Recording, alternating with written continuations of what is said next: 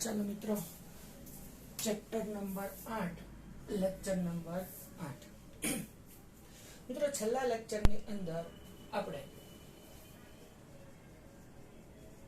Golgi કાય, અંતઃ કોષ રસ ઝાડ, કોષ રસ પટલ વગેરેની આપણે ચર્ચા કરી. બરોબર છે મિત્રો. સાથે સાથે આપણે અંતઃપટલ તંત્રનો અભ્યાસ કર્યો. બરાબર. જોજો મિત્રો, અંતઃપટલ તંત્રની અંદર કોનો સમાવેશ થશે?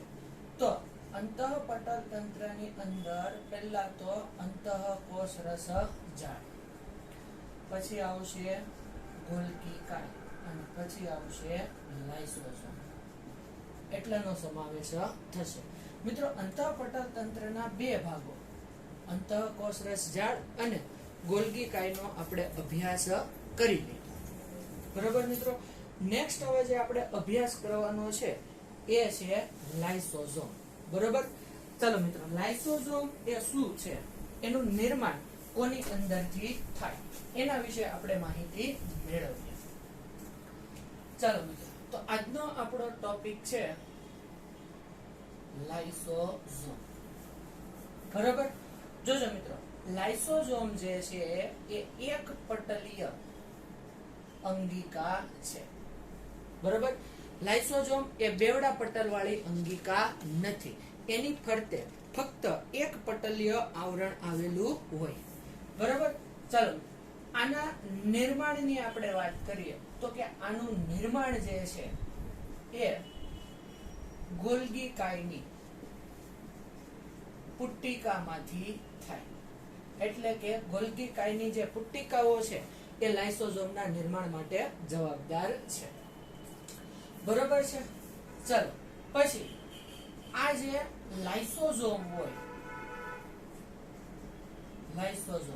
લાઇસોસોમની અંદર ઘણા બધા હાઇડ્રોલેઝ પ્રકારના ઉત્સેચકો હાજર હોય છે. હાઇડ્રોલેઝ પ્રકારના ઘણા બધા ઉત્સેચકો હાજર હોય.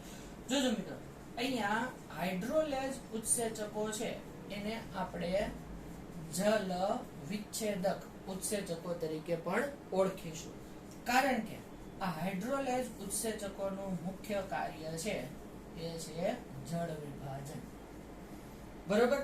ચાલો મિત્રો, આવા કેટલાક ઉત્સેચકોના આપણે ઉદાહરણ લઈએ તો એની અંદર પ્રોટીએઝ, ન્યુક્લિયેઝ, કાર્બોહાઈડ્રેઝ,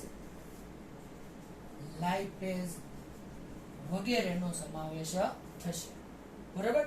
આ ઉત્સેચકો જે છે એ ચોક્કસ ઘટકો, દાખલા તરીકે આપણે વાત કરીએ કે પ્રોટીએઝ જે છે એ પ્રોટીનનું જળ વિભાજન કરશે. ન્યુક્લિયેઝ જે છે એ ન્યુક્લિક એસિડના જળ વિભાજન સાથે સંકળાયેલો છે. કાર્બોહાઈડ્રેટ જે છે એ કાર્બોદિતના જળ વિભાજન સાથે, અને લાઇપેઝ જે છે એ લિપિડના જળ વિભાજન સાથે સંકળાયેલો ઉત્સેચક છે. ચાલો, સામાન્ય રીતે આપણે જ્યારે લાઇસોસોમ વિશે અભ્યાસ કરીએ તો લાઇસોસોમની અંદર આ ઉત્સેચકોની સંખ્યા કેટલી હોય? તો આ ઉત્સેચકોની સંખ્યા અંદાજે 50 જેટલી હોય. બરોબર. હાઇડ્રોલેઝ પ્રકારના ઉત્સેચકોની સંખ્યા લાઇસોસોમની અંદર અંદાજે 50 જેટલી હોય છે. બરોબર. ચલો, હવે આપણે આ ઉત્સેચકોની કાર્ય પદ્ધતિ લઈશું. જોજો મિત્રો, અહીંયા આપણે કાર્ય પદ્ધતિની અંદર વાત કરી કે આ ઉત્સેચકો જળ વિભાજન માટે જવાબદાર. બરોબર. હવે આ ઉત્સેચકો કાર્ય કઈ પીએચ કરશે? તો કે ઓછી પીએચ અથવા તો એમ કહેવાય કે એસિડિક માધ્યમ. બરોબર. નિયર ઇક્વલ ટુ 5 જેટલી પીએચ કાર્ય કરે. નિયર ઇક્વલ ટુ 5 જેટલી pH આ ઉત્સેચકો કાર્ય કરતા હોય છે. ચાલો મિત્રો આપણે લાઇસોઝોમની વાત કરીએ તો ફૂગ અને પ્રાણી કોષ, બરોબર, આ બંનેની અંદર આની સંખ્યા જે છે એ કેવી હોય તો કે વધારે હોય. ફૂગ અને પ્રાણી કોષની અંદર આની સંખ્યા વધારે હશે, જ્યારે કોઈ પણ વનસ્પતિ કોષ હશે એની અંદર આની સંખ્યા ઓછી હોય. બરાબર, વનસ્પતિ કોષની અંદર લાઇસોઝોમની સંખ્યા ઓછી હશે. ચાલો મિત્રો આપણે આના કદની વાત કરીએ તો 0.8 માઇક્રોમીટર થી 1 માઇક્રોમીટર જેટલું કદ ધરાવે. લાઇસોઝોમ જે છે એ 0.8 માઇક્રોન થી 1 માઇક્રોન જેટલું કદ ધરાવતા હોય છે. બરોબર, ચલો આ થઈ એની કદની વાત. ચલો એક આપણે અપવાદ તરીકે લઈશું કે ભાઈ માનવ રક્તકણ હોય એ માનવ રક્તકણની અંદર જે લાઇસોઝોમ છે એ ગેરહાજર હોય, એટલે કે માનવ રક્તકણની અંદર લાઇસોઝોમ હાજર હોતા નથી.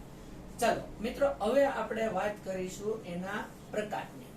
બરોબર, કે પ્રાણી કોષ હોય કે ફૂગનો કોષ હોય એની અંદર લાઇસોઝોમ કુલ કેટલા પ્રકારના હોય. ચાલો મિત્રો તો એમાં પહેલા આપણે લઈશું પ્રાથમિક લાઇસોઝોમ. આ લાઇસોઝોમનો સૌથી પ્રથમ અથવા તો સૌથી સાદો પ્રકાર છે. બરોબર, ચાલો આ લાઇસોઝોમની અંદર હાઇડ્રોલેઝ પ્રકારના ઉત્સેચકો હાજર હોય. માત્ર હાઇડ્રોલેઝ પ્રકારના ઉત્સેચકો હાજર હોય તો એને આપણે કહીશું પ્રાથમિક લાઇસોઝોમ. ચાલો ત્યારબાદ આવશે દ્વિતીયક લાઇસોઝોમ. ચાલો મિત્રો તો પ્રાથમિક લાઇસોઝોમની જેમ જ દ્વિતીયક લાઇસોઝોમની શું ખાસિયત હોય. બરોબર, ચાલો આ પ્રાથમિક લાઇસોઝોમ જે છે એની અંદર જે હાઇડ્રોલેઝ પ્રકારના ઉત્સેચકો હોય, બરોબર, એ જ હાઇડ્રોલેઝ ઉત્સેચકો દ્વિતીય લાઇસોઝોમમાં હાજર હોય, પરંતુ સાથે સાથે બાહ્ય ભક્ષ્ય દ્રવ્યો પણ હાજર હોય. ચાલો ત્યારબાદ આવશે તૃતીયક લાઇસોઝોમ. બરોબર, તો જો મિત્રો તૃતીયક લાઇસોઝોમની અંદર હાઇડ્રોલેઝ ઉત્સેચકોના કાર્ય પછી, બરોબર, હાઇડ્રોલેઝ ઉત્સેચકોએ પોતાનું કાર્ય કરી લીધા પછી વધેલા અપાચિત દ્રવ્યો તથા કેટલાક બિન ઉપયોગી દ્રવ્યો હાજર હોય.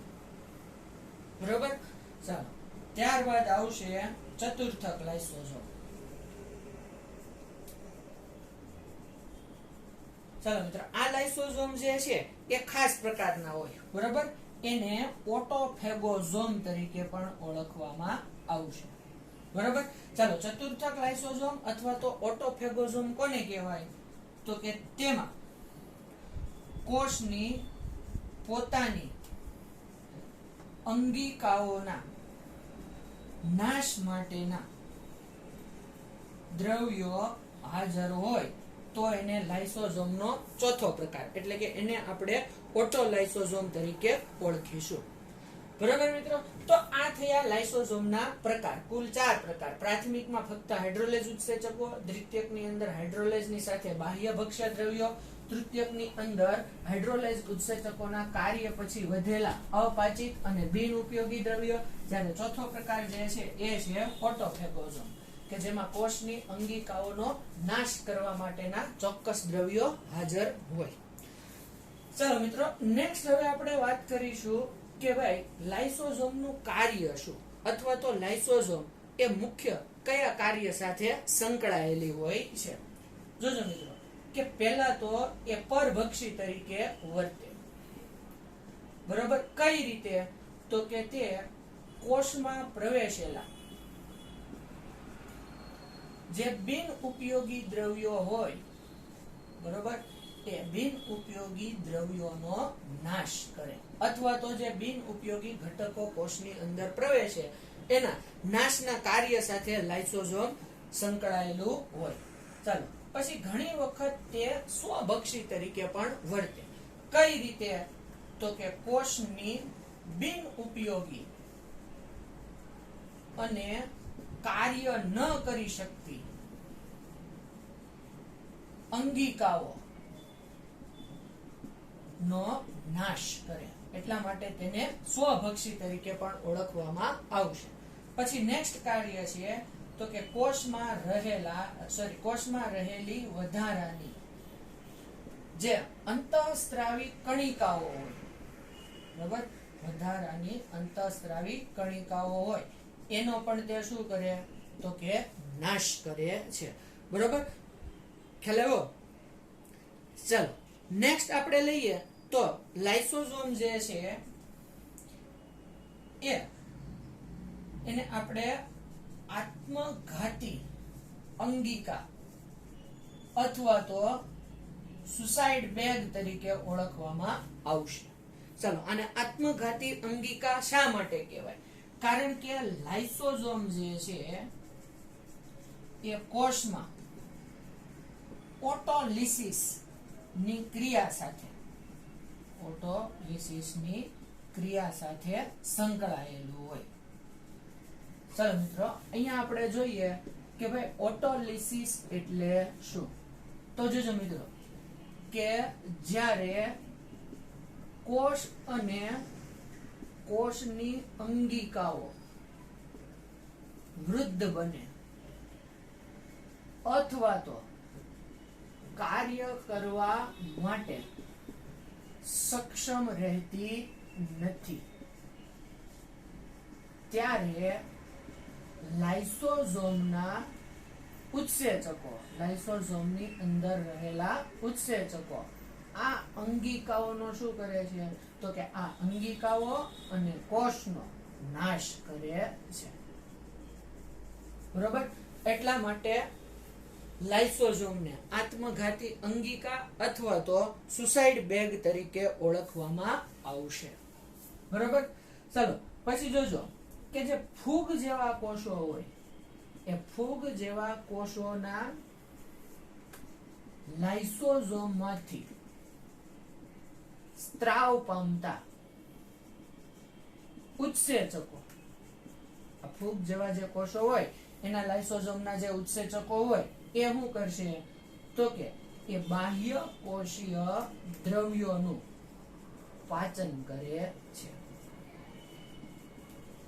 બરાબર, બાહ્ય કોષીય દ્રવ્યોના પાચન સાથે પણ લાઇસોઝોમ સંકળાયેલું હોય છે.